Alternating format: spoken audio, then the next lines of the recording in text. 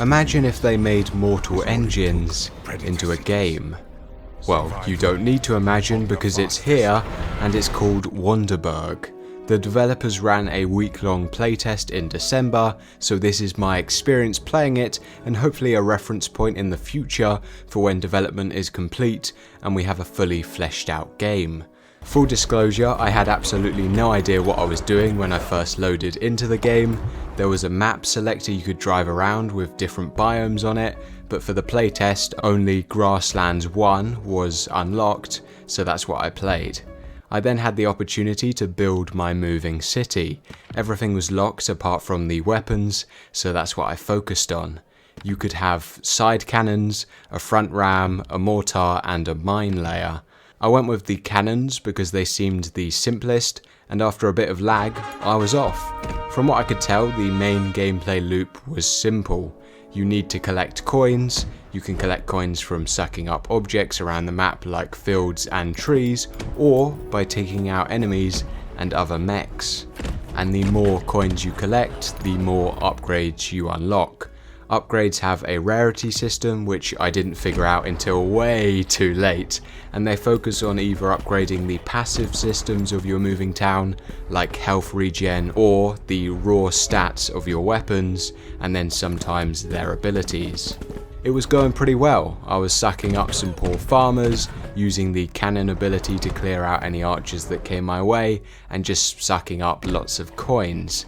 I love how lumbering these mechs feel. The devs definitely put some thought behind how weighty the controls should be. The fact that all these farm buildings get up and try to run when you get close is absolutely hilarious as well. Soon enough though, I was able to get a second module. The choice was between the 3 remaining weapons I could pick in the start. Due to the current lack of forward firepower, I chose the ram, which funnily enough was a good choice because it turned out to be the most OP weapon in the game. The ram pretty much does what it says on the tin, it rams people. It also came with a special ability which rapidly increased your speed temporarily so you could catch up and plow through enemies. Not too long after I unlocked this weapon, I was greeted with a new enemy troop type, cavalry. And not too long after that, I met my first boss. Honestly, it looked like something straight out of a Howl's Moving Castle. And then after that, I was met by another boss. I think this one was actually the boss, being as it had a crown on it, and the counter only displayed that 1 out of 4 bosses were active. It was definitely more aggressive than Howl's Moving Castle, and was armed by 2 massive drills and a mounted cannon. I saw this big old cart as well, which when destroyed gave me a bunch of coins and a module upgrade. An info window popped up showing how to get artifacts as well, and then I had the opportunity to pick one. It was a pretty obvious choice considering I had no magic weapons yet. I'd actually forgotten I could boost with shift, so I started using that again, and frankly the upgrades just began to rack up. Before long, I encountered a massive static fortress. It had a big chest on top which I was 90% sure contained an artifact, but considering how much my health went down when I tried to attack, I just decided to do a runner, not to mention that the boss was tailing me. Fortunately, I spotted some health boxes that were just laying about, so I quickly swept them up and kept on moving. The cat and mouse game continued. I had like 6 mechs on my tail and masses of archers kept on spawning in, slowly wearing me down. So before long, I was back to critical health. I somehow managed to cling on through the onslaught and unlocked my 3rd module. This time I picked the mine layer purely because it looked more interesting than the mortar.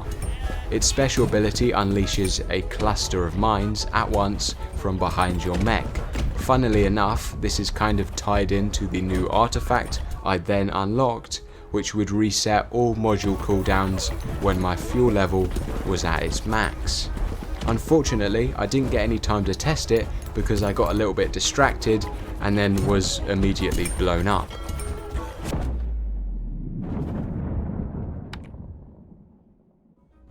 But I wouldn't let the game beat me just yet. Now that I had some gold earned, I could be a little bit more strategic with how I built my initial mech.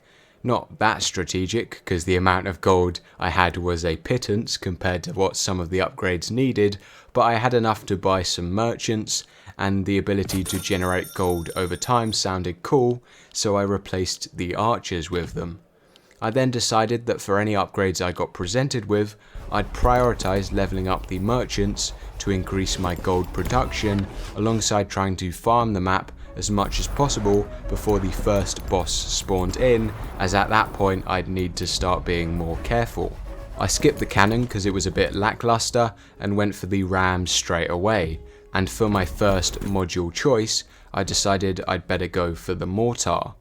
I loved how simply it just finished these archers off, and for some reason the game really didn't want me getting these sheep.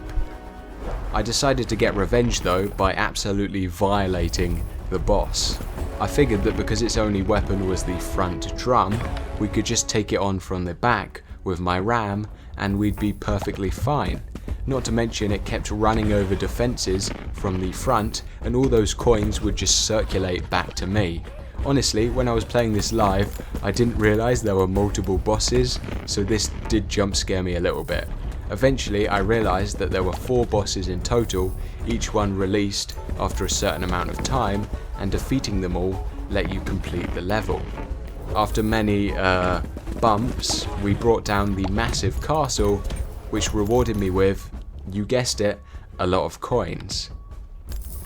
Later, after a lot of tricky driving, I was able to take down the first boss by leading it into my own mines.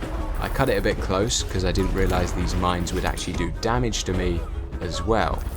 When I defeated the boss, I was presented with a new upgrade screen, a vehicle upgrade. I chose speed because I felt like it'd be much easier to be faster than my enemies and do chip damage rather than face them head on. The onslaught continued. At this point I was just trying to scoop up as many coins as possible with the least damage received. The merchants were definitely helping. Eventually I unlocked my first legendary upgrade. It was quite cool that whatever you picked would fundamentally change how the mortar works, but I didn't really like mines, so I was stuck with the left hand option. At a certain point I'd realised I'd gained infinite coins. I doubt the merchants were working that hard, and I stopped getting upgrades, so I can only assume that there was some kind of limit to the amount of coins you could earn, and thus upgrades you could unlock in a demo run. This kind of annoyed me because I was looking forward to becoming like mega OP, but I didn't have any time to sulk because the second boss had arrived. Jeez, this thing had some chompers, and the chompers wasn't even the things that killed me. I basically just ran into some straight cannon fire. Fortunately, my efforts were not in vain, and we were rewarded with 17,294 gold for our trouble. I was able to buy some decent equipment with this, and spawned in with a starting captain, artifact and module. The fire mage lobbed a circle of smaller AoE attacks every so often. Honestly, maybe I'm just biased, but nothing so far seems better than the ram. I saw a king trying to run away from me, so I sucked him up, but apart from that, nothing notable happened. I took down the next boss, and of course picked the right upgrade. Speed! The speed! It was all going so well until I got to this screen. I was offered a choice of 3 modules, but they were all locked for some weird reason. I had both the arms and cannons unlocked, so I don't know what's going on here. I tried clicking out of it, but the game wouldn't let me, so I had to resort to restarting, and my progress didn't even save. The game may have beaten me this time, but don't you worry, I'm not giving up just yet.